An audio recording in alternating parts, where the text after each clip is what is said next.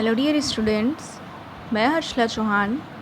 आज का मेरा लेक्चर बीएससी फर्स्ट ईयर के लिए है, जिसमें हम फर्स्ट ईयर का एक topic Bernoulli theorem statement and derivation पर बात करेंगे। बर्नौली थ्योरम का स्टेटमेंट क्या कहता है और उसके स्टेटमेंट के अकॉर्डिंग उसका डेरिवेशन किस तरह से डिराइव किया जाता है, ये सब आज हम इस लेक्चर में देखेंगे।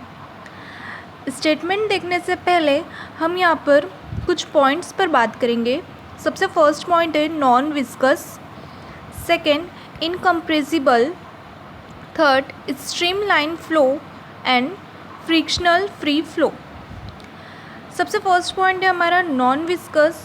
नॉन विस्कस का मतलब होता है जब कोई फ्लूइड या लिक्विड फ्लो होता है तो उसकी डिफरेंट लेयर्स होती है और उन लेयर्स के बीच में यदि फ्रिक्शनल फोर्स मतलब विस्कस फोर्स नहीं हो तो ऐसे फ्लूइड या ऐसे लिक्विड को नॉन विस्कस लिक्विड कहा जाता है, जिनकी लेयर्स के बीच में कोई घर्षण बल फ्रिक्शनल फोर्स अप्लाई नहीं हो। देन सेकेंड टर्म है इनकम्प्रेसिबल, मतलब जब हम इस पर कोई प्रेशर अप्लाई करें तो ये लिक्विड कंप्रेस नहीं होना चाहिए। ऐसे लिक्विड को हम इनकम्प्रेसिबल या असंपीड्य द्रव कह सकते हैं। देन थर्ड है स्ट्रीमलाइन फ्लो। स्ट्रीमलाइन फ्लो का मतलब होता है, स्ट्रीमलाइन मतलब धारा रेखी प्रवाह। इसमें लिक्विड में जितने भी मॉलिक्यूल्स या पार्टिकल्स है ये सभी सेम पाथ में सेम डायरेक्शन में आगे बढ़े, मतलब इनका जो मोशन है वो जिगजैग मोशन नहीं होना चाहिए। सारे पार्टिकल्स एक पाथ में एक डायरेक्शन में ही आगे बढ़ना चाहिए। तो ऐसी कंडीशन को या ऐसे फ्लो को हम स्ट्रीमलाइन फ्लो कहते हैं। एंड लास्ट टर्म है फ्रिक्शनल फ्री फ्लो।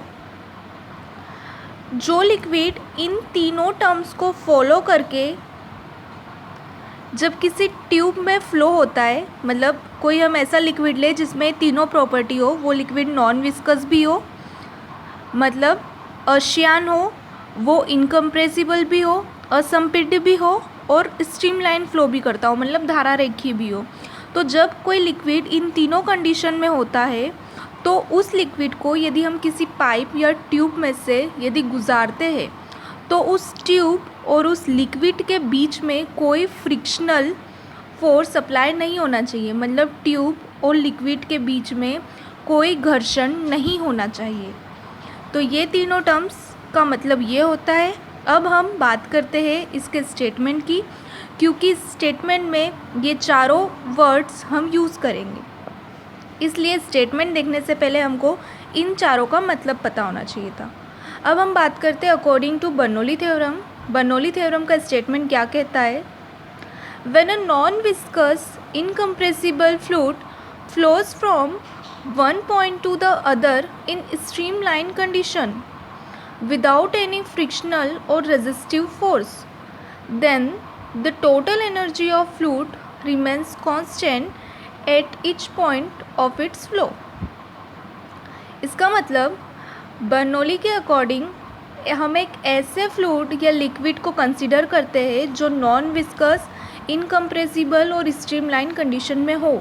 तो जब हम उसको किसी ट्यूब में पास करते हैं तो उसमें कोई फ्रिक्शनल फोर्स अप्लाई न हो तो उस फ्लूइड की या उस लिक्विड की टोटल एनर्जी हमेशा कांस्टेंट होती है। ट्यूब के किसी भी पॉइंट पर हम ले लें तब उसकी टोटल एनर्जी हमेशा कांस्टेंट होती है। मतलब हमने यहाँ पे एक ट्यूब कंसीडर की है CD, तो इस पॉइंट पर भी उसकी टोटल एनर्जी कांस्टेंट होगी, इस पॉइंट पर भी उसकी टोटल एनर्जी कांस्टेंट होगी और इस पॉइंट पर भी उसकी टोटल एनर्जी कांस्टेंट होगी। हम बात करें टोटल एनर्जी की, तो टोटल एनर्जी का मतलब है उसकी काइनेटिक एनर्जी, उसकी पोटेंशियल एनर्जी और उसकी प्रेशर एनर्जी हर पॉइंट पर कांस्टेंट बनी रहेगी। ये हुआ बर्नौली थ्योरम का स्टेटमेंट। अब यदि हम इसके मैथमेटिकल डेरिवेशन को देखें तो ये जो टर्म हमने लिखी है kinetic energy plus potential energy plus pressure energy is equal to constant, इसको हम मैथमेटिकल फॉर्म में लिखेंगे half dv² plus dgh plus p is equal to constant, जहाँ पे d होता है लिक्विड की डेंसिटी, v होता है लिक्विड के वेलोसिटी, g है ग्रेविटेशनल एक्सेलरेशन एंड h है इस पाइप की या इस ट्यूब की हॉरिजॉन्टल सरफेस से हाइट एंड p यहाँ पर होता है प्रेशर। सो आई होप आपको बर्नौली थ्योरम का स्टेटमेंट क्या कहता है ये समझ आया होगा और हमें क्या इक्वेशन इसके लिए डिराइव करनी होती है ये भी पता है। अगर आपको लेक्चर अच्छा लगे तो प्लीज़ लाइक और शेयर ज़रूर कीजिएगा। इस लेक्चर का डेरिवेशन फॉर्म हम नेक्स्ट लेक्चर में करेंगे। Thank you.